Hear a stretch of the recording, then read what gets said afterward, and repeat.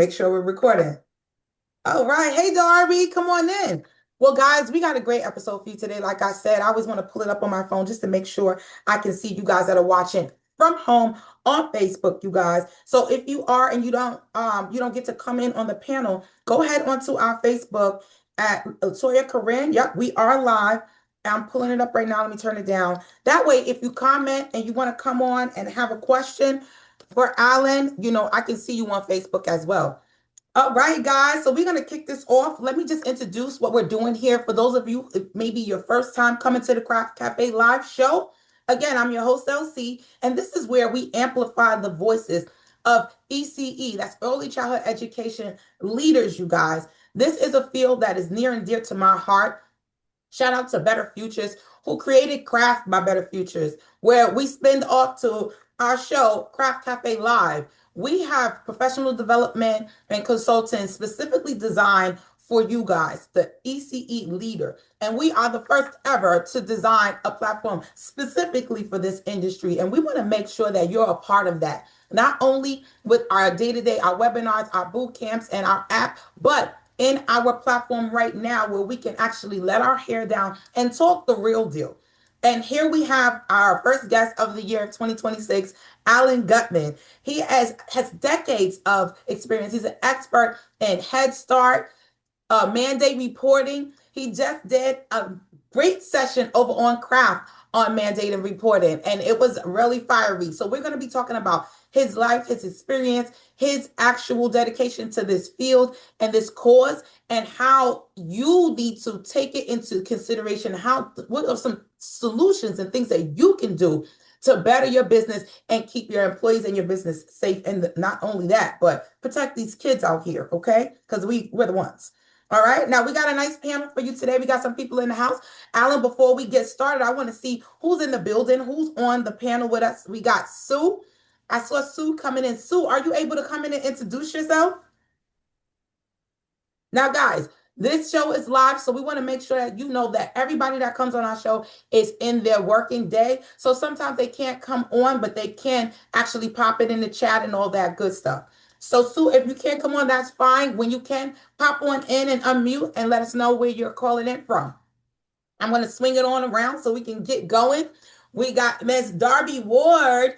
Darby, are you able to come on and say hello? Hello, good afternoon, everyone. Hey, Hi, Elsie. tell us where you're calling in from and how long you been in the childcare field. Oh my goodness. Okay, so education overall, almost 3 decades. I am calling from today. I'm in Atlanta, Georgia. Next Okay. week I'll be in Florida, but today we're in Georgia. All right. Well, thank you for joining the panel. Okay. I'm really excited to have you here because I know we were talking on Facebook about some communities and solutions where you can really commune with other leaders like yourself, people with experience, and especially you having 3 decades. You're in great company with Alan here. So, we already got it on lock. So, Sue, Yeah. let's see. Facebook Live. Who is that coming in as Facebook Live? Are you able to come on? All right. Well, let's keep it moving. Alan, welcome back. How you doing over there? I'm okay. We're getting ready for the big storm, and Darby, even if you go to Florida, I don't think you're escaping the cold this time. So, but first thing I will say is I cannot let my hair down. Unfortunately, my hair let me down. It's the other way around. Yeah, my hair let me down. Um, but yeah. Anyway, so thanks everybody for coming. And Darby, I mean, you may be the only person I feel like I'm having a conversation with, but Sue or anybody else on Facebook Live, feel free to come in, unmute, share, ask questions. And I know on Facebook Live, you probably have the capacity to chat as well. Mhm. So feel free to do that, and Latoya will pick that up. But you know, because it's kind of this, you know, fluid where hopefully we'll interact a little bit. Darby, I'm going to put the pressure on you in terms of, are there any expectations or are there any specific reasons that you're here today? Is there something that's concerning you about mandated reporting of suspected child abuse, or have there been challenges that you have faced or that that staff or people that you've worked with have faced or people you've supervised have faced. So if you wish to share, please do. Yeah, I think I can speak for many of us in this space that nothing here is at a state of prediction anymore. It doesn't matter if we have 30 years or 10 years. Post COVID, everything starts anew. Everything is fresh. This is a first time experience for me and all that we're enduring in these last couple of months. So I'm here today really just to stay connected to each other. I think that we're stronger together. I want to be more active in advocating for our little community because I think that when we do come together, we are more powerful. And there's so many great people out there that want to find a way to support and don't know how. And so again, Elsie, thank you for inviting me because that's what I'm looking for. I'm looking for more meaningful impact. I work with providers in all 50 states. I travel to see them. I'm on site, but none of that matters if we can't come together and be a unified front. And so that's why I'm here. I'm looking to see how I can help and how I can continue growing. Oh, so that's a good question, Darby. So where are you working right now? You mentioned it sounds like national kind of impact. What exactly are you doing? Sure. So I'm with DW Bridges, and this is an organization that provides operational and back office support for independent childcare providers. So in-home, center-based, multi-site, if you're looking to scale or exit, we do all the back work for providers. But I've always been the advocate. I've always been the one to get out in the streets and kind of be a little more boisterous and ensuring that my clients have the resources that they need.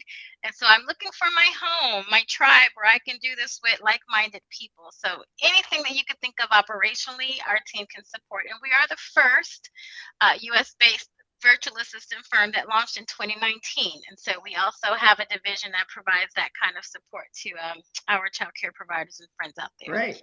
So thank you That's for right. asking. I mean, yeah, thanks. That's relatively recent to our field. The last 5 years, maybe some as far out as 10 years, but this kind of, cooperative sharing of back end office and sort of, maybe savings realized, through many different childcare providers teaming together, cooperating together for those types of services. So thank you, Darby. So my career is a little slightly longer than yours, but now it's sort of winding down. So 40 years in early childhood. I started as a preschool teacher at a private preschool in New York that fed into the United Nations school, and then went on to public school teaching in preschool and kindergarten in the New York City public system and also in the Los Angeles uh, public school district as well.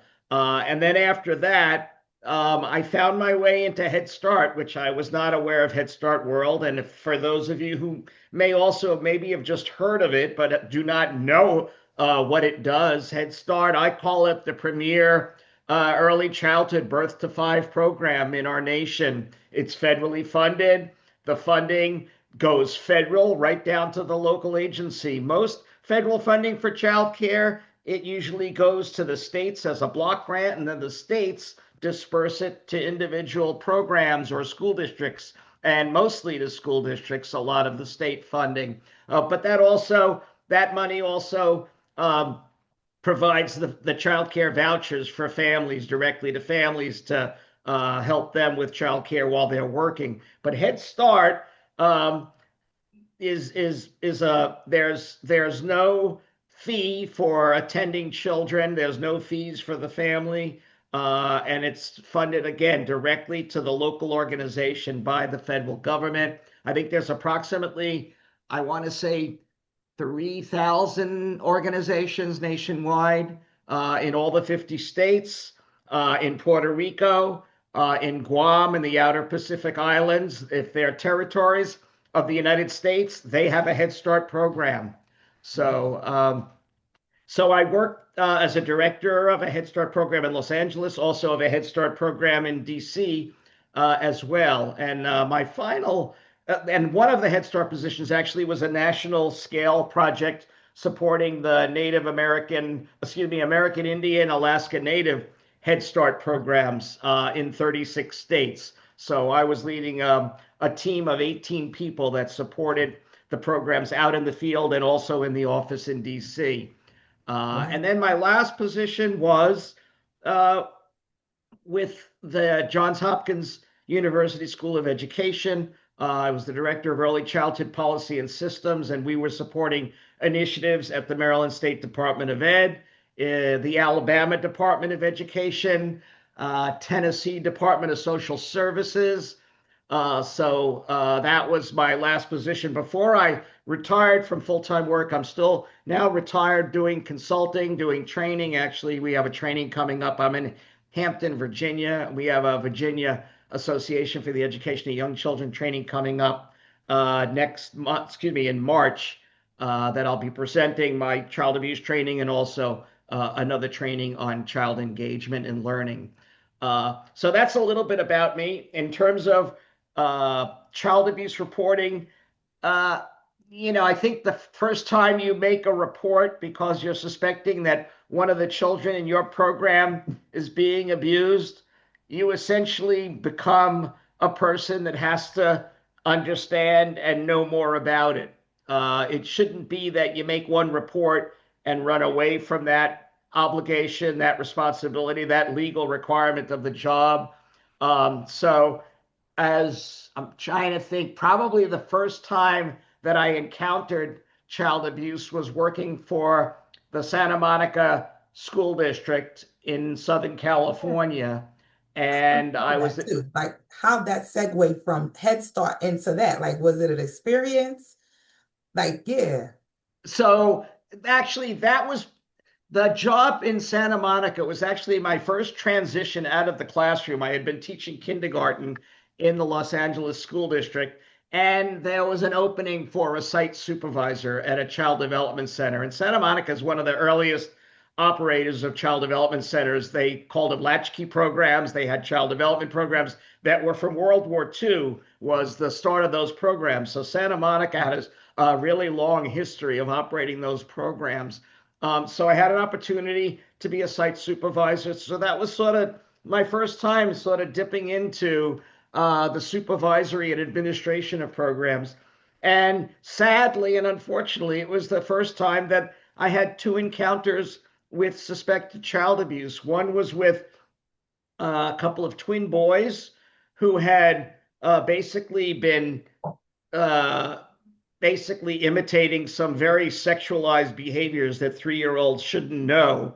And they were actually then doing those sexual behaviors with other children in our program in the bathrooms. Wow. So suffice it to say, yes, Darby, that emoji captures exactly Yeah. the way I felt, that kind of shock. Um, and so we did a report, and primarily number one, it's to protect those two boys, but number two, it was protect all our children in our program. Not only that, it's to protect our program and our operations because, if that's something that we don't report, someone could report us for not doing anything. Mhm. Someone could report us and maybe make allegations that we were the ones teaching the kids these things. So and actually, it was not just happening in the bathroom. There was like an outside cube. It's now all coming back to me, unfortunately. There was an Yeah. outside kind of cube in the outdoor area where the kids could go inside, almost like a little cat play space, but it was big enough for kids to go inside. And when they went inside, either of the two boys would then be imitating this behavior that they had seen. So that was my first experience. Um, Quick and question, then Alan. When you Yes, yeah, noticed this, yeah. because you were the site supervisor, so you weren't like the immediate teacher at that point. What were the responses from the other people, like the other adults? Were they scared to report it? Like, how did they react? So again, here's my early experience. I don't even recall that I had child abuse training at that point, some specific training. I might have gotten some information. I know there was a sign off on being aware of, at the time, also, this is aging me, but there was a scandal of sexual abuse in a child development center and a child care center in Manhattan Beach, California. So Mhm. this was at a time when it was a very heightened type of a topic in the Southern California area. There was a court case going on, there were investigations going on.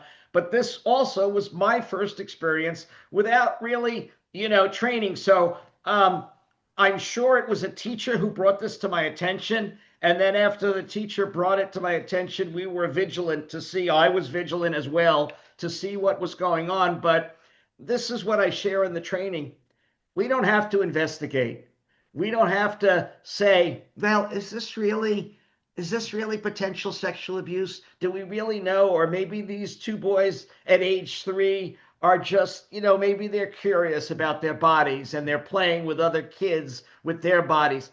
No, we were suspicious. And as I said in the training a couple of weeks ago, once you're suspicious, that's where the legal requirement to report happens. It's not after you investigate. It's not after you ask questions. We didn't ask these boys any questions. We just looked at the behavior, and I looked at the behavior. I spoke with my supervisor as well, but I was the one to file the report because, again, came to my awareness. This is another thing I might not have shared, Latoya. So if another adult comes to me, a staff member, and they come to me and tell me that, they're suspicious of abuse, and if they start describing things to me and they're concerned about it, I can also report as an individual.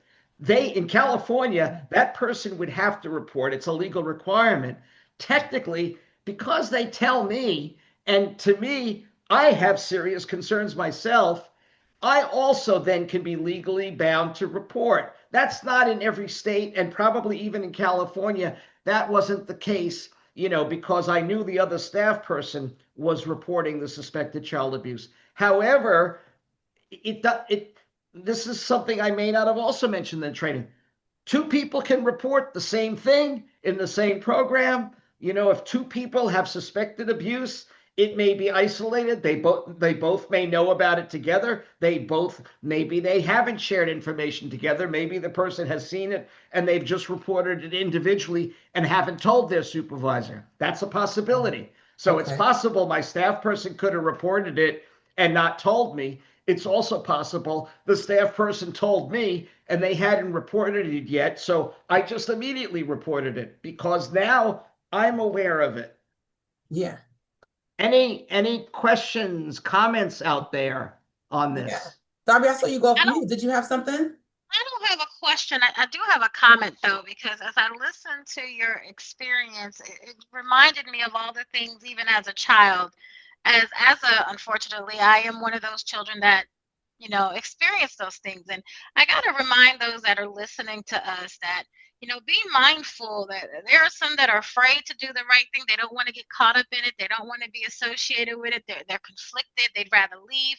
But I will say this, the only reason why I think I even amounted to be half of what I became was because of great caregivers and educators that advocated for me when I couldn't advocate for myself. So I hope that they're listening and that they're encouraged to do the right thing and to do it in good order. Don't do it maliciously. Don't do it to be vindictive of an employer. Do the right thing for the child. You were placed in that child's life for a reason, for a purpose. And when you do those things, your rewards come back. I still can reach out to some of my educators and graciously every year thank them for the impact that they made in my life, for fighting for me when I didn't even feel like I was worth fighting for.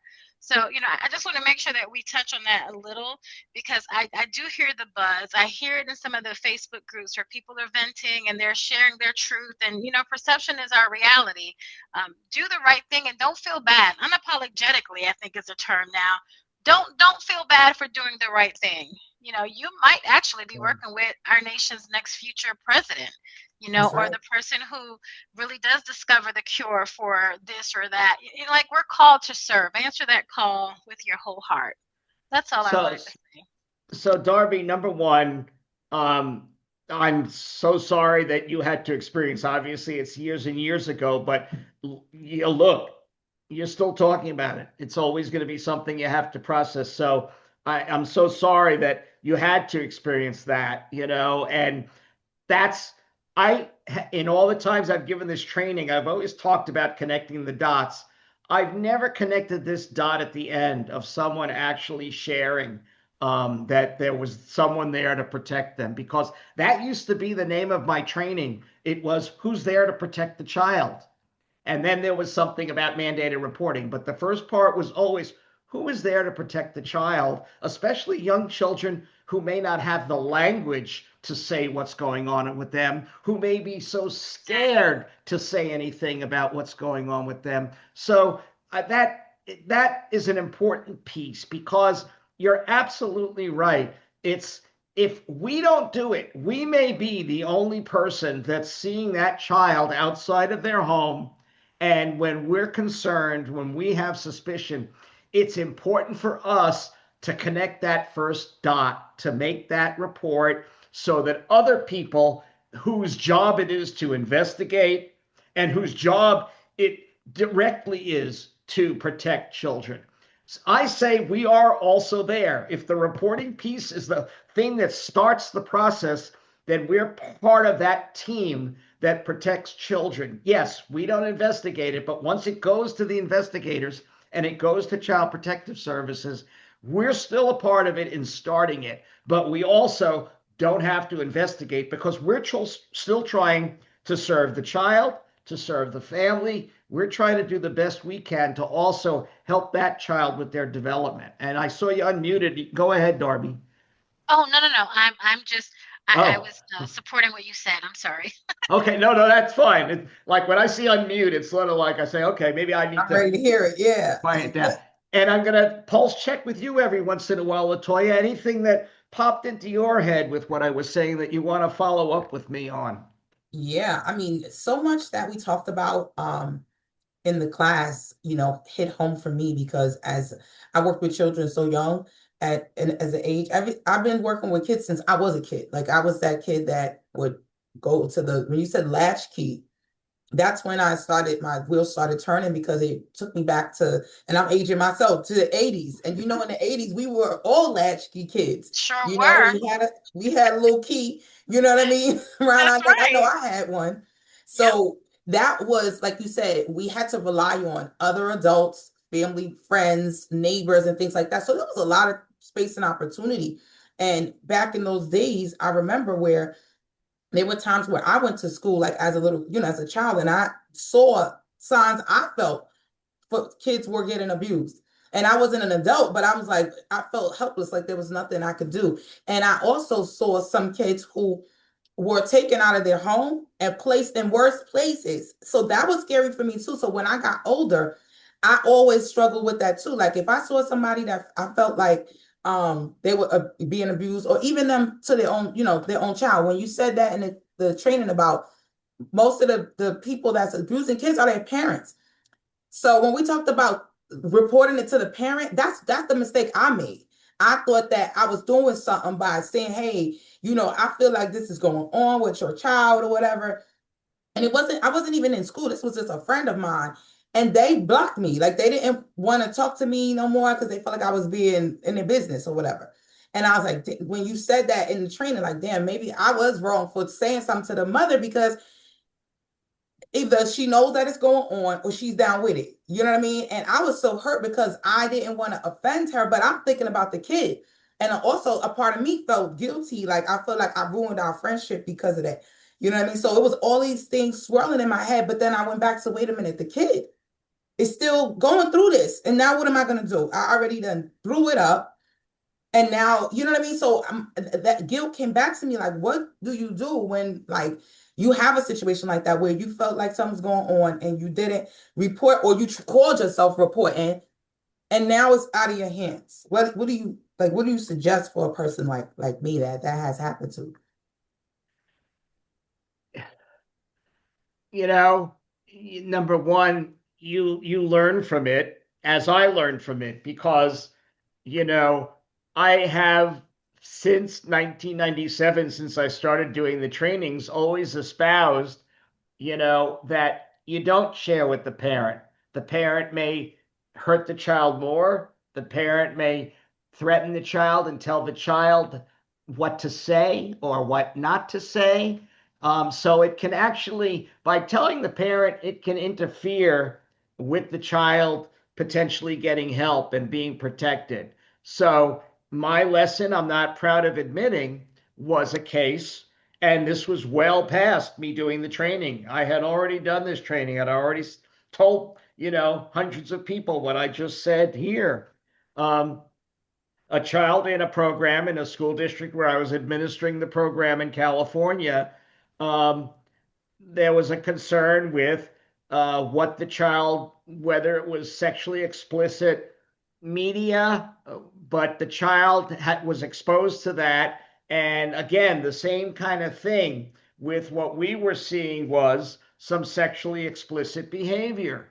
And in this case, I knew that the mother and the father were divorced, and we for whatever reason, when it was disclosed to us by the child or wherever the information came from, it was that the child was being exposed to this when the child was with their father, either visitation or just again shared custody, whatever it was. So I did the suspected child abuse report. Uh, and then I thought, because this mother brings the child to the father, or the father picks up the child at the mother's house, which I didn't know. But anyway, I said, you know what? I'm going to warn the mother. I know I'm going to do my suspected abuse reporting, but I'm going to give this mother a heads up. Hey, we're concerned about this that's happening when your child is being, either left with or brought to their father's house. Well, guess what? The mother just turned around and got so angry at me and upset with me. And, why did I do this? And so that was my bad lesson learned. And again, not something I'm proud to admit, but it gives you an example. Even then, when I thought my intent was good, even though I thought I was going to be telling a parent that would keep it in confidence, I don't know the whole family dynamic. I don't Yeah. know what's going on there. And you know what? I should have known. I really should have known, not the dynamic, but I should have known that at minimum, this mother probably doesn't want the child involved in a system that's going to be investigating child abuse or potential child abuse. I should have Yeah. known that. And that should have been my guide. I shouldn't have let what I thought was helping the family even further.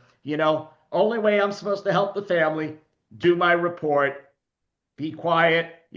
So the second story, which is also out of the Santa Monica, that same child development center, um, a director of a private preschool program about 3 blocks from my program, a young woman came to me. We had met at some leadership meetings in the Santa Monica area, some early childhood leadership meetings. And she walked down the block. She came to me into my office, and she was saying, I have a problem. Um,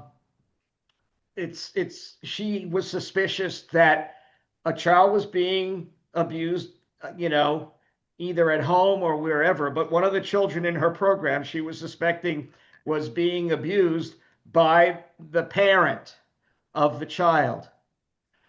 The grandparent of the child was the owner of the center, and the mother of the person that was being suspected of abuse. So Yeah, that's this tough. so this so this director didn't know what to do. She couldn't go to the owner and say, "Hey, I've got to call in a suspected child abuse report." You know, and this is one of those areas where I say, even in a small program like that, and certainly in a bigger program, if you want to set up something where people can talk about suspected child abuse, you have to have it so, if it could be what I call a scan team, a suspicion of child abuse and neglect team. It could be Mhm. 2 or 3 people, depending on your program, the size of it, what kind of staff you have. But it could be a nurse, it could be a social services person, or it just could be a lead teacher, it could be a site supervisor. And if you have a team there, and even if, let's say, this program had one in Santa Monica and the owner was on the team, you would make the procedure so that you don't always have to go to everybody on the team. If you're uncomfortable going to the one of the people on the scan team, you can go to the other members of the scan team, and it's confidential. That's got to be part of the policy. Mhm. It's hard to ensure that this will always happen, especially in a small private child care program. But it's the idea that there has to be some way to shield, someone who wants to keep this in confidence. But ultimately, her job one was complying with the law, protecting the child by reporting this. So Mhm. she sat with me. She called it in from my office. She shared it with me. So she needed some support, but she couldn't get the support from her own program. And Right. I'll say, look, and the worst case scenario, if you can't get support within your program, when you call up Child Protective Services to do a mandated report, or sometimes even if you have a question about, I really have suspicion of child abuse and neglect, I'd like to make a report. You can always have a conversation first with the person on the hotline or the person in the Department of Social Services, or even if you're calling 911, you can have a conversation to ask, this is my concern. You know, I had probably one time when I called out of I'm going to say that I probably made in my 40-year career at least 20 calls, and at least in one of those 20 calls I had a conversation and someone said, that's probably something that, shouldn't be reported. We don't see that. I explained the situation. They were, look, I probably still went ahead and did the report. So again, I'm looking at the law. No, and look, it may have been what I described and the information that I had. Here's a person that they're dealing with this every day in detail and they're coordinating investigations. And what I shared with them may have been, you know what, based on what you just shared with me, we're going to go out there and, I'm not sure that's going to be enough suspicion for us in our jobs. However, like I said, I reported it. I went through with the report because they didn't say don't report it. They just said I'm not so sure. And then there was another time that I wasn't so sure. Okay. And the minute I shared the situation, this was a personal situation. It was someone in my family was sharing with me that there was domestic violence going on in their marriage. This was my cousin was sharing with me. Actually, it was my aunt and uncle sharing with me about their son. Mm.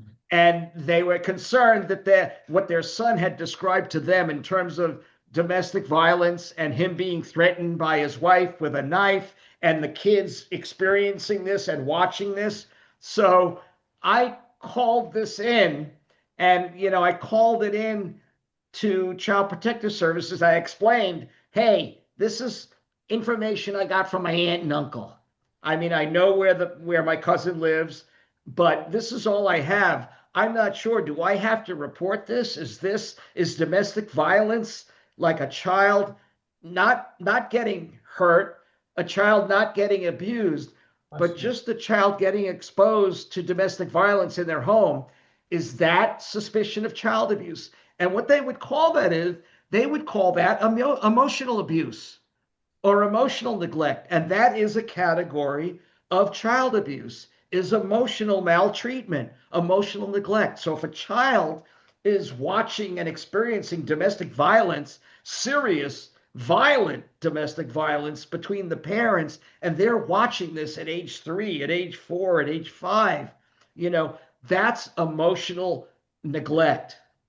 So those are my California examples, and that's kind of where I cut my teeth on this. It's also why I don't have hair anymore. No. Well, both these are in, so you're right on. You're spot on. That's the thing. Just gotta grease it up. It's easier, and that's like the steeple in the hairdos for men. Well, especially black men, though. So come on Any into the any fold. any questions or thoughts coming up that anyone wants to, how is this making you feel? Or like, have there been any challenges like this in your own experience, or just questions about, in some of what I just described, like questions about, well, what should we do? How can we deal with this? How should we train our teams? Yeah, let's see, Darby, did you have anything? You're off mute. Nope. I'm just No, sitting here on the sidelines cheering you on, like, yep, I agree. I agree 100%. got her finger on the emoji button and just ready to That's go. right. I love it. That's good. Anyone Well, else? Any other comments coming in? yeah, any other comments? We got a couple people. They're not commenting, but they're watching on Facebook. Hey, Facebook, if you're watching at home, hey, Tara, how you doing? If you have any questions, comments, or you want to come on, you guys should come on Facebook too, and share that. You definitely can, or put it in the chat. I can read it out for you if you're working right now when you can't come right on. And Sue, Um, if you're there, we called you out before, but we didn't know if you were away from the Zoom meeting. But yeah. if you're there, Sue, if you want to come in, if there's anything you want to say, feel free to. Yeah, come on, Sue. Sue was here first. She was already here early, so she's already signed in, so she's probably in there listening. Sue, but yeah, pop on if you can. We would love to hear from you. This is when I say exciting, I say exciting because nobody's really talking about it. And this is something that is like quietly, plaguing people. Because like I confess my guilt, I think about the child and like whatever happened to them, are they okay? And then you're right, it helps you to think about next time you won't do the same thing. You'll think about the big picture and think about the children that you can actually help. Now, one of the things that somebody came on in the class and talked about was the fact that someone being malicious called and reported them for saying that they didn't feed the kids in the center so that they can, pretty much trying to ruin their business. What would you say to a business owner that experienced something like that? Because people trying to use it as a weapon when, it's unfair to these kids who actually need that support. And I think I shared a little of this in the class as well. But you have to look at all the potential ramifications of this, which is, you know, if you feel like, and maybe Darby, this is right in the space there for what you guys do, or I know it's definitely in the insurance liability, childcare insurance liability frame of reference. But if you have cameras that record just everything that's going on a 24-hour loop or a 7 days a week loop. Thanks, Sue, for chatting that. Enjoy the lunch and glad you're taking care of those kids. We don't want you neglecting the kids because you're attending a conversation on child abuse and neglect. Yeah, that would be Mhm. very ironic.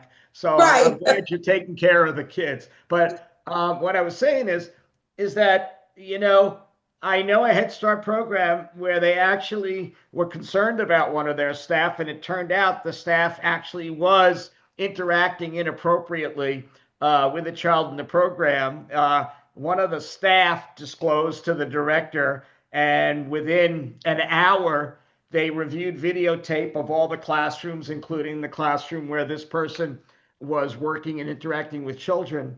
And what the staff person had reported, the evidence of it was also in the videotape. Mhm.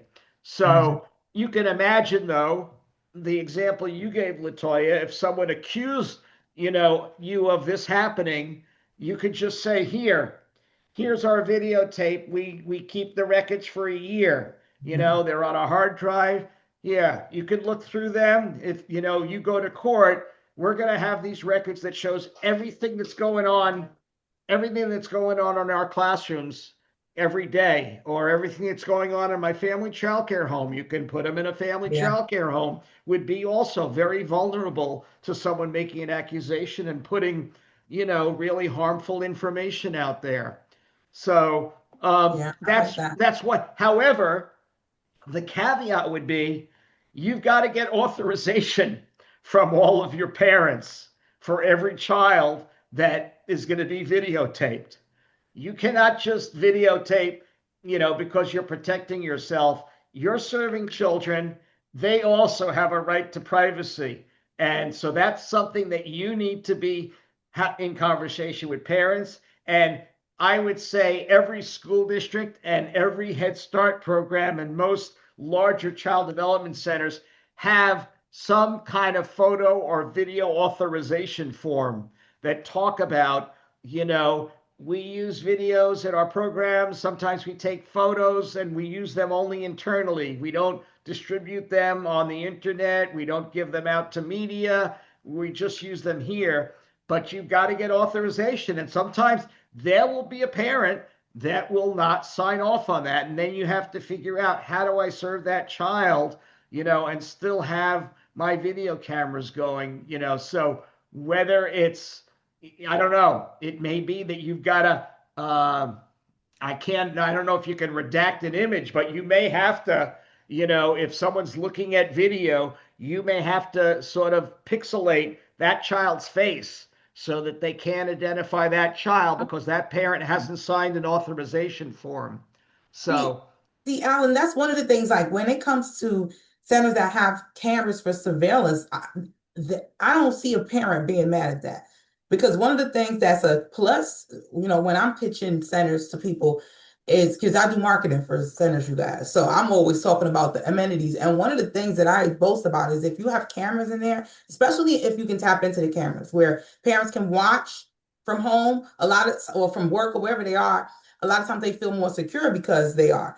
Now, the cameras thing, you're right. And I've had people give me pushback because, especially in family child care, they're like, well, I don't want anybody in my house. I don't want them stealing or doing whatever, right? So I say, well, get some cameras. And they say, well, people will still do stuff with cameras. I'm like, yeah, well, at least you could catch them.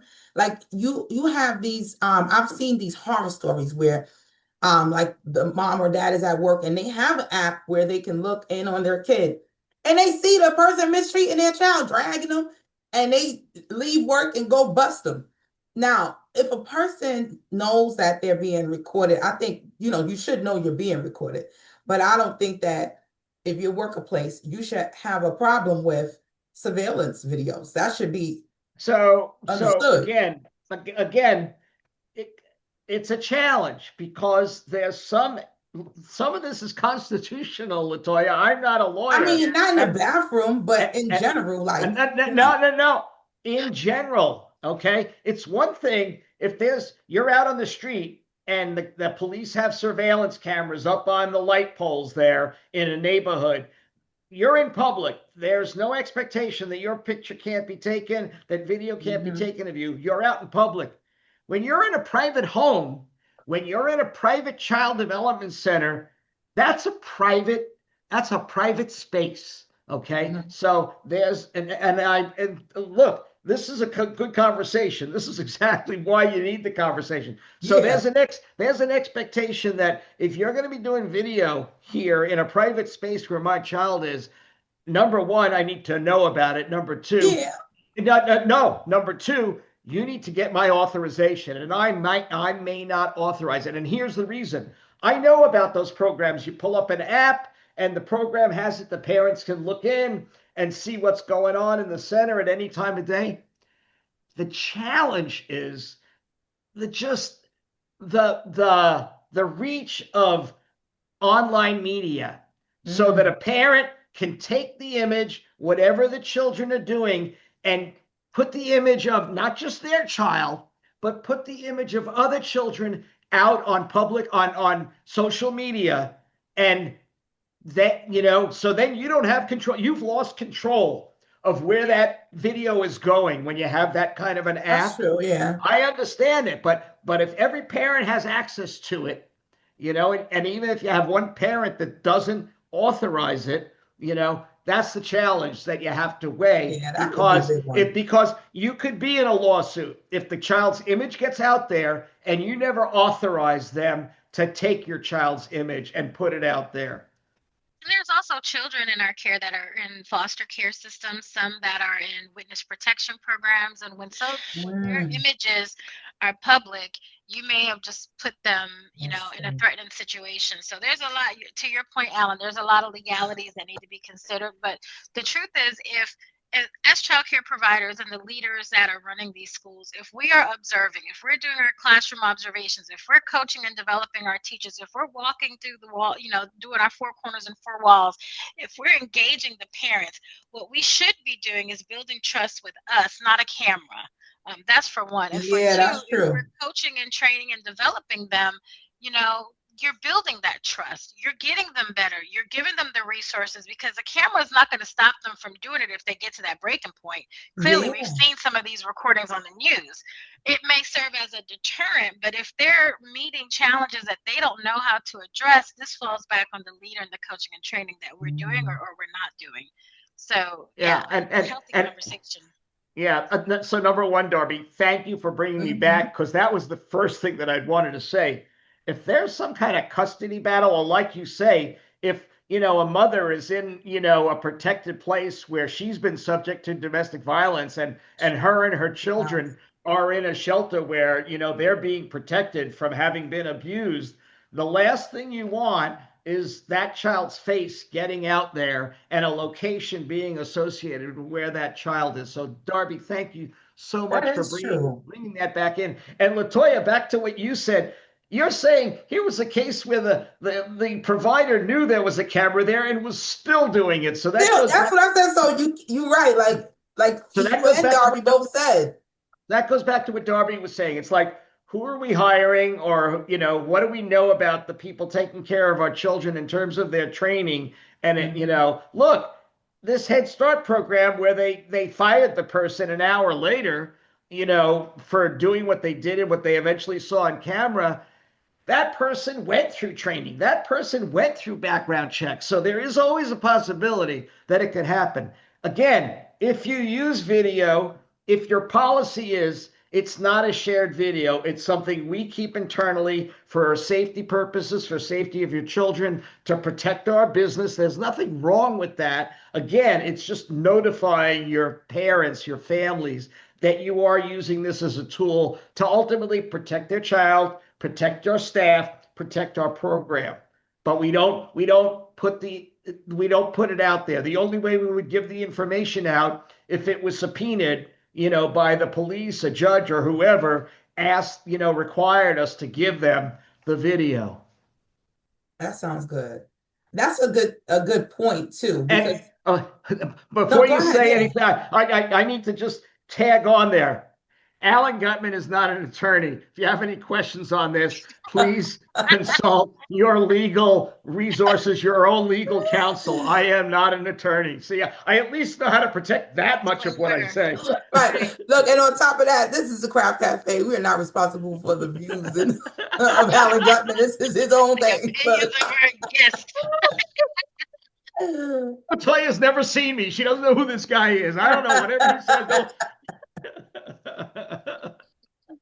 No, but you're right, though. I mean, this is what it's all about, guys, though, helping our leaders protect themselves and the kids, because at the end of the day, their place is usually the safe haven for these children, and working with so many of you guys. One thing I love to see, it's so heartwarming, like when it's time for the kids to go, the parents want to pick them up. They don't even want to leave, y'all. They're right. kicking and screaming to stay. And that's not, I'm not saying that's an indicator that they're getting abused at home. I'm just saying that could be. But sometimes it's really, they just feel that love and that's their place, and they don't want to go. They're like, I'm having fun. Yeah, I don't want to say I ever reported a child when I saw that, but it always concerned me, and not just it was them wanting to stay, in the program. You got a message that like they're afraid to leave. Yeah, it's levels. Difference between someone, I want to still play, I want to do like that, versus the child, when they see the parent, they immediately get afraid. Yeah, that's concerning. So Darby, I saw you were starting to say something. Nope. I was co-signing what y'all were saying, baby. Oh, okay. I was in agreement. All right. I'm glad. This has been a great conversation, you guys. Alan, go ahead. What were you going to say? Because you were about to say something. No, because we were talking about the cameras, and we're talking about the letting people know, and then protect. That's what it was, protecting your program. So let's go back through that just to reiterate those different things that leaders Yeah, need I to think, do. and I think I'm gonna, go to Darby and to you, Latoya, to say that, you know, the best way to protect the children, the program, and essentially the community is for you to do you got to do your due diligence, and you're legally required by licensing, of whoever is on your team, whoever your staff is. You've got to do your background checks. I know some of it is just mandatory, but then you have to have your own training. You're not just an orientation, but you have to really, when someone comes on board, they need to know your philosophy. And part of that training, it's required in Head Start, but part of that training has to be um, that every staff person hired knows their role and responsibility as a mandated reporter when they suspect child abuse. They have to have a formal training, so that they know, what to be suspicious of. Also, what to do when they're suspicious. They need to know your policies in your family child care home, your policies in your school district, your policies in your child care center. So it's really important that you've got these things developed, and maybe you get, if they haven't been looked at or reviewed or revised in several years, it's revisiting the policies or revisiting what you've been using for years. Like I shared in the class a few weeks ago, Pennsylvania's child abuse reporting laws had problems. And the problem was, again, that you could report to a supervisor and be absolved of having to report. As long as you tell your supervisor, it's up to your supervisor to report. The problem in Pennsylvania was everybody just kept reporting up to their supervisor, and the top supervisor in the chain didn't report it. So Wow. again, I think Pennsylvania changed their reporting law as a result of a very high profile case. Um, but it behooves you to go back and see, has the law been revised? Has the regulation been revised in terms of when, how, who must, who do you report to? Some of those may have been revised. For example, state of Virginia now, you can call the hotline, which you're supposed to do, but they also now have an online portal where you can do your written report to the state of Virginia online. They have a child abuse reporting portal. So again, as technology has come along, you may want to look at that, and just that would change your procedures, and you could decide, do we want to use that portal or no? We still want to use a form and have people send it in because that's our procedure. Or do you say, you know what? If this is what the state is using, we want to use the most up-to-date practice that the state is using, and that maybe makes it easier for people to report, so they don't have to fill out a report, a written report, fold it up, mail it, or put it in an envelope, stamp it, get it to the post office, and be subject to a timeline where you don't meet the timeline and then you're liable for not doing a written report in time. So again, it's you use whatever the state or your jurisdiction is saying, this is the way to report child abuse. And then again, the important part of this, updating your procedures, and some of them may be your own policies, just like Latoya and I, circling back to the start, including the policy that we don't tell our parents. And I'm going to give them that mantra, Latoya, that I give in my class, which is that the key thing you put into your child abuse reporting procedures is that you train your staff on, that you have your staff sign off on, that they understand that when they file a report, or even if they don't file a report, whenever they're approached by anybody, it could be another staff person, it could be a parent that you've just reported for suspected child abuse. But whenever your staff are approached, what they should be saying is, when they say, did you report this? Did you report me to Child Protective Services? What they should be saying is, we don't share that information.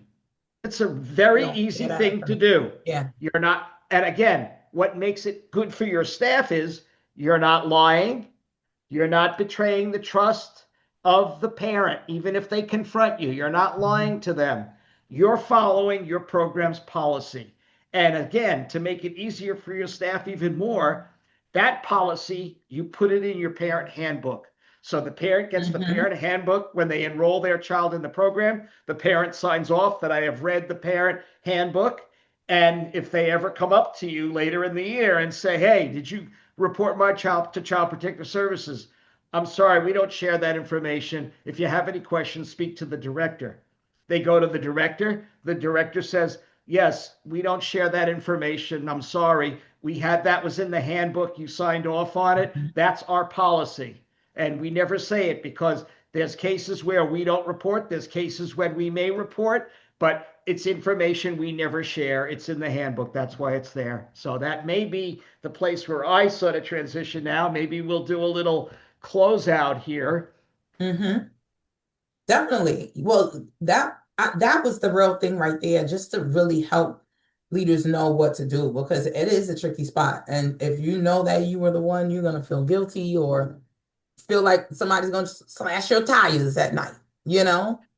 And that's I want to kind of share it with Darby to say if that's something that you're working with a lot of programs, you may want to ask them, hey, this was one major takeaway that I got away from attending this the craft cafe, which is that what happens is, Darby, it helps the staff it helps them to connect the dots because they feel like they're protected. That policy protects your staff, keeps them from being afraid that, like you say, a parent's going to come in, do worse than slash tires. They may come in, Right. exactly. They may, but even if a parent 3 o'clock. wouldn't do that, even if a parent wouldn't do that, staff may be worried about that.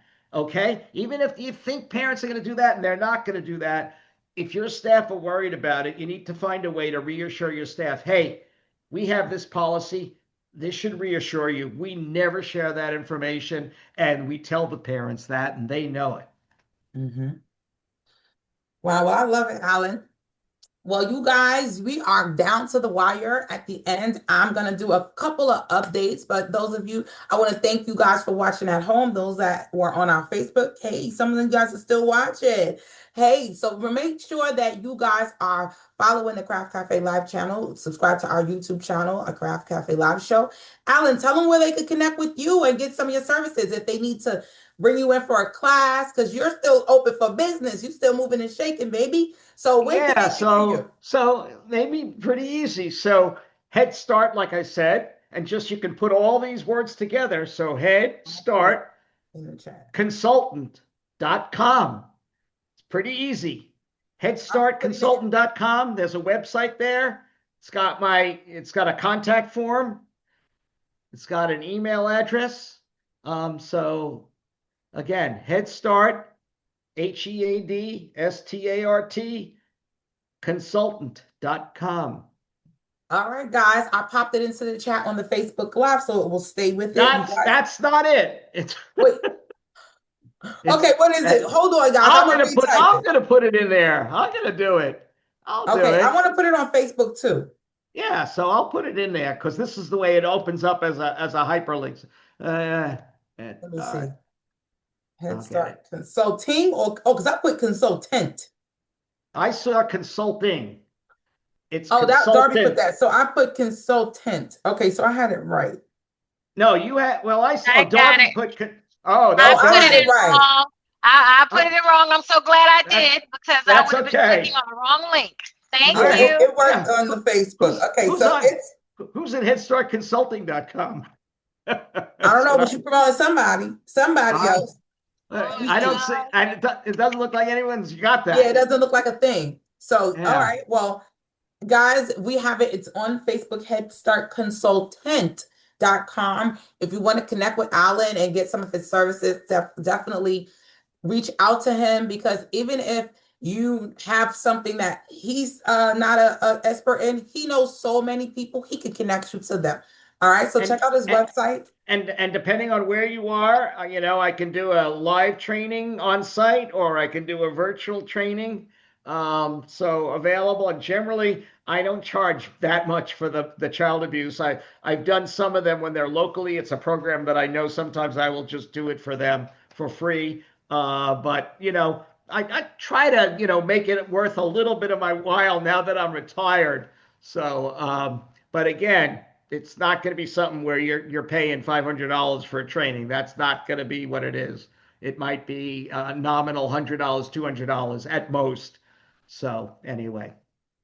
Well, I'm glad to have you, Alan. Thank you so much for sharing your expertise, sharing your story with us here on the Craft Cafe Live Show. We love to have our experts come in so that you guys can really dig in with questions, get your answers, and move on and do different things because we all have our hands in so many bags in this industry. So I'm glad for you, Darby, coming on in. We just started talking recently. So thank you for coming in and showing up. I definitely hope that you come back and you enjoy the community. There's way more. Guys, real quick, I want to give you your updates. Those of you who are online, I know you got to go, and including you, Alan, if you want to drop off, that's fine. I'll do my little updates at the end. And I'm going to take you through just a little introduction of what we're doing this season at Craft, you guys. So I'm going to share my screen.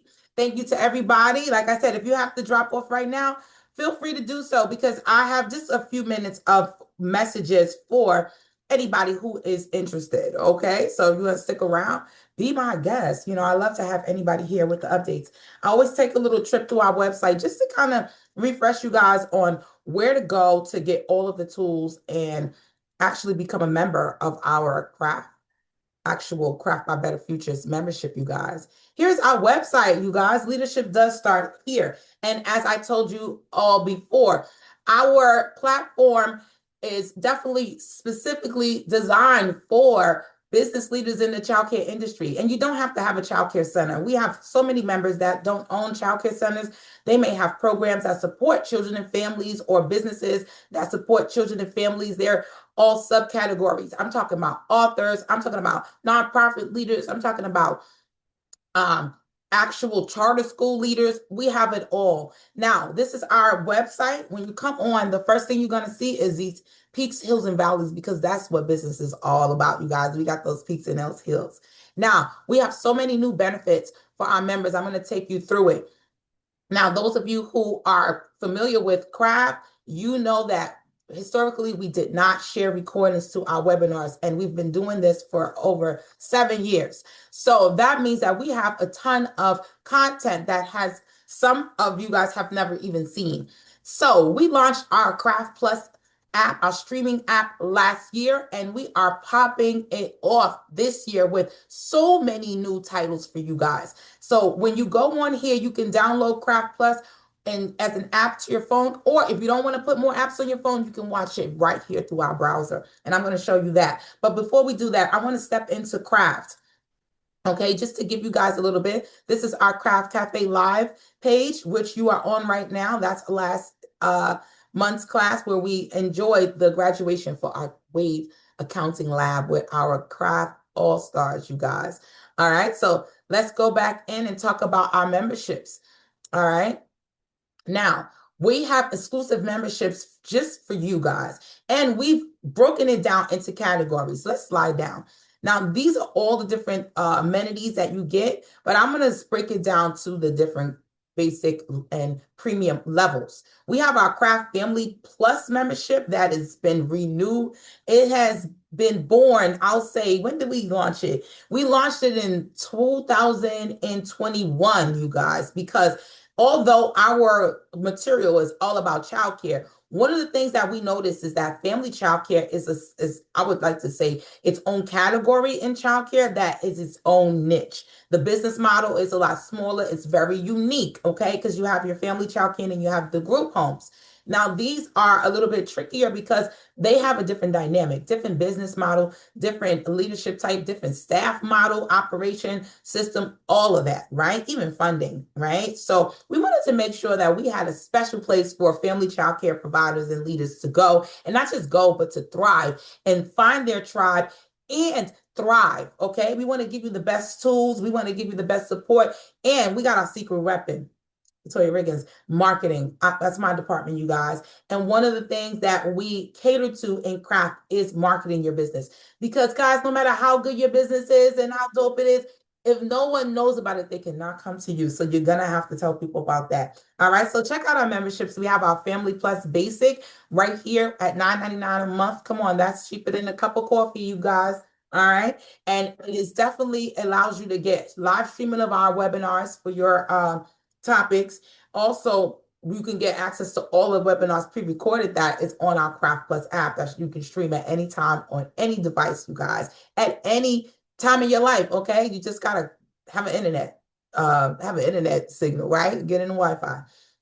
Everybody gets access to this show, Craft Cafe Live. And you also not only get access to the show, because you don't have to be a member to get on the Craft Cafe Live show, but you do take precedence and you have VIP, which means when you get to come on, you can come on and promote your business. You can come on and give me ads if you want to put those on. If you're a member, I take all of that. I actually help you with your marketing. If you're a member, you can send me your posts and things like that. If you have something that you're promoting or a campaign, people do it. My members do it all the time. They text it right to me or email it to me. Say, hey, Latoya, I got something coming up. Can you share this on your channel?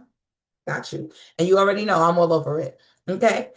Boost my enrollment. That's one of the things that we do with our Google My Business profile. So if you don't have one and you are a member and you're watching this, you need to call me so I can help you set it up. If you're not a member and you want me to help you set it up, go ahead and get your membership.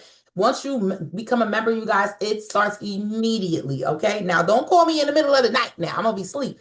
But that next morning, we can get and jump right on it. I'll get on a call with you and, help you do it. Not only will I help you do it, I'm going to teach you all the ins and outs of your Google Pack. We want to make sure that you're being empowered so you can actually do things and use technology for less, you guys. We want to make sure that you guys are improving your business and being more efficient and saving time and money so that you can put that back into your life, your family, and your business. Okay. We just launched our logo clinic. What is our logo clinic? Ow, that's my area. You come on into the logo clinic. Let me look at your logo. Let me give you some feedback. Let me do an assessment on it. And I'm going to break down what the colors mean, what it's saying. Is it relevant to your field? And what are some different faces of your logo that you're going to need to expand your branding. And you just might need an update. All right. Listen, Linda. Don't shoot the messenger. If it's need an update, I'm going to tell you. Okay. I know he's sensitive about things, but guess what? I got to be honest with you because it's not about your feelings. It's about our business. Okay. We want to make sure that we're doing the right thing, that we are hitting people's heartstrings and bringing people to us so that we can actually help them and actually help them grow their careers. All right. So Logo Clean is definitely here for you guys. So as a member of Craft Family, you'll definitely be a part of that. We're going to be starting that this quarter. So get on in there, you guys. $9.99. Start your free trial if you're not sure. All of our memberships come with a free trial. You can start with our basic right here and start your free trial for 30 days. All right. See if you like it. This is a great time to get a trial because we got some juicy classes coming up. All right. Now, when you go into the premium for Craft Family Plus, you see the amenities start to go deeper. Okay. Now, I just want to run through some of these because a lot of you guys, even you guys that are members already, you come for the webinars, but you don't know what juicy things we got in our bag for you. Okay. So I got to remind you. All right. Now let's go through this. Let's take you through there. All right, we got the Craft Plus premium articles on our not our website, excuse me. They're on our website. You can access them through our website, but go down to the app. All of our articles are there. Okay, we're going to have discounts on all of our events, especially the Wave Lab, because you know that's coming back. So if you're interested in the Wave Lab, go on here to our website, www.betterfuturesdc.com, and you're going to see a button where you can sign up and get on the waiting list because we have 2 programs actually waiting in the wings, you guys. It's only a certain amount of people we're going to be letting in, you guys, 25 people per session. So you have to get on the waiting list now. Especially if you want to take advantage of any of the early bird specials, you have to be on the waiting list in advance. First 25 people are going to get the specialty price, and anybody after that is going to have to pay the $5.99. Okay. And I know that's a chunk, but we will let you break it down into payments. All right. But if you don't want to do the $5.99, come on in on that early bird and get it for $3.99. All right.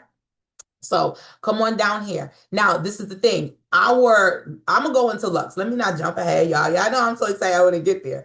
But boost my enrollment capsule package. Now, boost my enrollment. You already talked about that on the basic. Now, when you get the premium, I not only go through and help you create and develop your profile, I actually have a combo where I create a branded flyer for you and interest form where it's a co-combo where we do a campaign to not only gain Google what do you call it?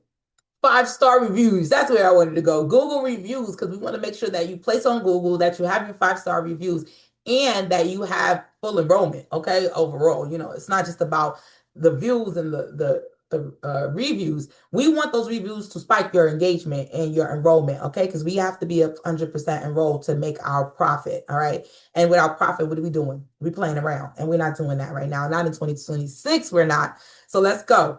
All right, now this is one of the things that I'm super proud of. We have our home buyers club and our investment club. Now, a lot of you, especially in family childcare, own your own places, but there's a lot of you who don't and you're renting. There's nothing wrong with that. But some of you have always wanted to have your own home because you're tired of the restrictions. You're tired of the landlord talking about you can't put a sign up, you can't change the steps, you can't put a playground in the back. So you might want to own your own home. Now, what if you don't? What if you want an investment property? That's true. People do that all the time because people doing all these Airbnbs, all kinds of things, making money. So if that's something that is a part of your goal system, your dream board, your vision board, come on over to Craft and let us help you make that dream a reality. And if you want to know people that have succeeded, come on in, okay? Because we got so many testimonials. Look on the website and we have them on video, okay? And if you want to know, we need to bring them in. Where are they now? So they can show it off, right? What I'm telling you is the results are in there. We all about the results. Now, retirement plans, investment club. If you want to invest, not just with an income property, if you want to invest in stocks, bonds, and all of that, things that everybody's doing right now, Bitcoin, all of that. We got you covered. Our CFO, Jahi B. Davis, MBA, he is actually who I call the money man. He has all of that on lock. He has great relationships with the banks, with the investment companies, the CDFIs. So he's going to make sure he points you in the right direction with that. So you got not only him, but we have a host of other finance coaches that can help you with that, with your investment. Now, we also have a partnership, you guys. Partnerships out the wazoo. I didn't even get there. Robinhood. I know y'all heard of Robinhood investments, okay? When you come on as a premium member for Craft Family, as you can see right here, you're going to claim your $10 Robinhood investments. Now, $10 doesn't seem like a lot until you start going into these rooms where you see $10 can grow from $10 to $100 to $10,000 in a matter of months to years, depending on what the market is looking like. So we not only teach you about investments, we actually create an avenue where you can start investing, you guys. So if you're not up on it, come on into the fold. Come on, you don't have anything to lose. If you don't like it, go ahead and cut it off. What you gonna do? $10, $16? What I'm telling you is it's worth the investment, but I can tell you this all day. You have to see it for yourself. Come on and get your trial.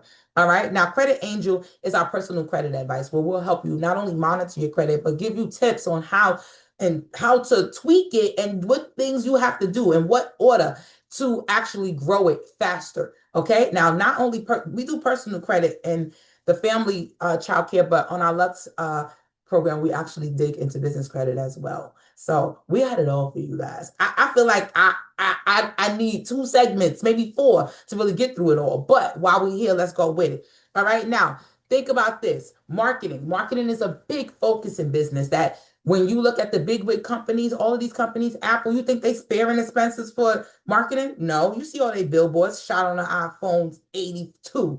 You know what I'm saying? They don't play with it. They make sure they're in your face. That's what you have to do with your business. So we're not just going to keep talking about it. We put our money where our mouth is. You're getting $150 annual credit to get something done, whatever it is you need. Come on in with me. Let's see what is going to be the best use of this money.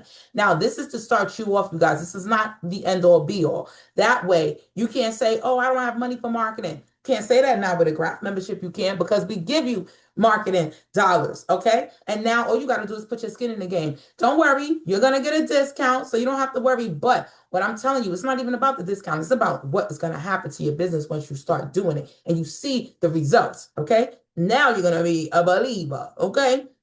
Because I know that our members, as soon as we start working with them, you see an uptick. not just in their views, but in their revenue. Because I don't care about the views, you guys. The views is cool, but I care about it converting. I want people to come over to you and actually convert into clients, you guys, into real revenue, real relationships, real engagement. All right. Because I need to be talking to somebody out there. All right. Now, we want to share with your plus membership, share it with a spouse. Because a lot of you have a spouse that might want to move their business forward. And this is the thing. This is about business. This is about personal growth. It's not just about your childcare business, you guys. And that's what I think people fail to realize. This is bigger than just your childcare business. We just start with that because that's your livelihood. That's your baby. That's what you worked for. But what about the whole ecosystem of your life? You got a spouse, y'all trying to move forward. They might have a second kind of business. They might be trying to get their credit together. Because how you going to buy a house if your spouse credit is not up to date? Come on, bring that person on in there. Let's do it together. Okay. Because one of the things in business you need is support. So if you got a spouse that's with you and they're willing to support you, let's support them and bring them into the fold, you guys. All right. Now I'm going to go ahead and move on into Craft Lux, you guys. Shout out to Craft Family. If you have a family childcare business, this is definitely for you. Come on in on that level. Or if you are looking to expand, or you're just the type of person that wants to go for the gusto and go hard in the paint, then skip the Craft Family. All right. Go straight to Craft Lux. You could go to basic or premium, but I say if you want to get the most, or not the lesser, as they say, go all the way up to the $69.99 a month. Try it. I say try it for 6 months and see what you think. If you and you got to use the membership, guys. Okay, don't think it's going to come to your house and clean up for you. Okay, you got to call me. You got to let me know. You got to come to the webinars. You got to use the tools, put them in place. And let me tell you, one big flex about this membership is you're not doing it alone. We have a host of coaches and consultants and trainers, you name it, you guys. And then we have our affiliates, and then we have our partners. So if we don't have anybody in-house, we got a partner that got somebody that can do it. So do not sit there and suffer in silence because you do not have to, because we're here, you guys. Come on in here. Next up, Craft Lux. Now, I got to scroll the page down so you can see all these amenities, baby. All right, Craft Lux basis is starting at a nice, cool $49.99 a month. All right. Now, as a business, you guys can write this off on your taxes, and this goes for all of you guys. So when you're hearing the price, oh, well, I don't know if I have it. You got it. It's about what you want to have it for. Now, what do you want to do? Because that $49 is going to be made back. First month, you're already going to be making it back. Because look what it comes with. 700, well, actually, for the basic, that comes with $500 of annual marketing credits. So it already pays for itself, you guys. Come on now, you getting for $50, you getting $500 in annual marketing dollars. You can get marketing done. That's like a steal. Come on now. I'm skeptical myself, my eyebrow. All right. So come on, it's worth it. Now listen, that's when you go plus. When you go premium plus, that's when you get the 750. And I'm telling you that we work hard for that 750, you guys. Okay. And that's because we want to work hard for you. We want to see your business thrive. I love to see my clients up on their billboards and stuff. When I be riding past, or if I ride through the city, I like to go just to look at it, see what it look like at night. Those signs up on the billboards that I designed for them. And I am so proud. So shout out to you guys, because we're about to have y'all come on and talk about it, because I have not been flexing my marketing skills, you guys. I just tell you about it. But those of you who work with me, y'all know, look, pop my collar, but I'm just telling you guys, it works. All right. Now, with all of that, listen, we got the Credit Karma for business credit guidance, you guys. So come up into Lux. This is for any family child care business owner that is looking to expand. And also, if you already are a center-based organization or multi-site owner, and you're looking to expand or just enhance what you have, or you're looking to franchise, any of those things, trying to move forward pretty much, this is the membership for you, Craft Lux Plus. I would say go up to premium, but let's go through those. Let's go straight to premium and talk about what those amenities are before we jump off, because I got to go. And I know y'all got to go too, but why not? Let's go through it. All right. Now, listen, you get unlimited live of any level, okay? When you're on that premium, you are the cream of the crop, VIP, non delicioso, all of the above, right? You get everything you get in all the memberships. Plus, you get the free tools, templates, the budget reviews. You get the Credit Karma. You get $40 of Robinhood Investments credit for your retirement plans. You also get unlimited live business coaching with our team. You get the live business coaching, okay? And guess what, you guys? We do have a partnership with Forbes magazine, so you also get the subscription. Okay, it comes in there. And then guess what? Forbes actually has their own professional development built in, so you get discounts on that off the strength of us. So come on, and y'all already know Forbes list, that's where all the magic happens. They talking about 30 under 30, all of that, the billionaires, everything. Now, you are VIP when you're Craft Plus Premium, meaning that I'm gonna be honest with you, we do not wait. If you have a 10 o'clock appointment, you got to be there at 10 o'clock or you're gonna have to reschedule. Not with a Craft Plus Premium membership. We wait for you up to 10 minutes, and that's unheard of when it comes to Better Futures in Craft. We don't wait because we got things going on, and you got to respect our time. We're gonna respect yours, so we're not gonna be late. You're not gonna be late, but you will go ahead and get that premium membership. We wait the 10 minutes for you, baby. You come on and take your time because we know you got big teams out going, baby. So we want to make sure that we're supportive. And that's really what you're paying for, is that VIP service. You can call us anytime. It's priority. You got something going on, 48 hours, baby. We got you. All right. Exclusive access to discounts on the Forbes magazine. I told you guys about that. What else? Access to the Home Buy Club, pretty much everything that you get in all the memberships plus more. Everything is amplified. The $40 for the Robin Hood, the $750 for the annual marketing support. Then you got access to the Credit Karma for the business and personal credit, you guys. So come on. Come on over to the fold. All right.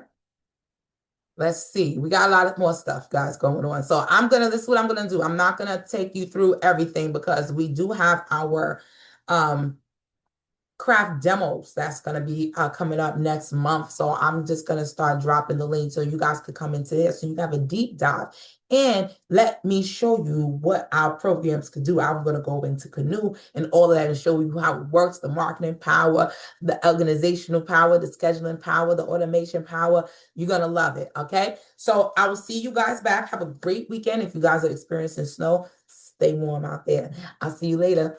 Bye, y'all.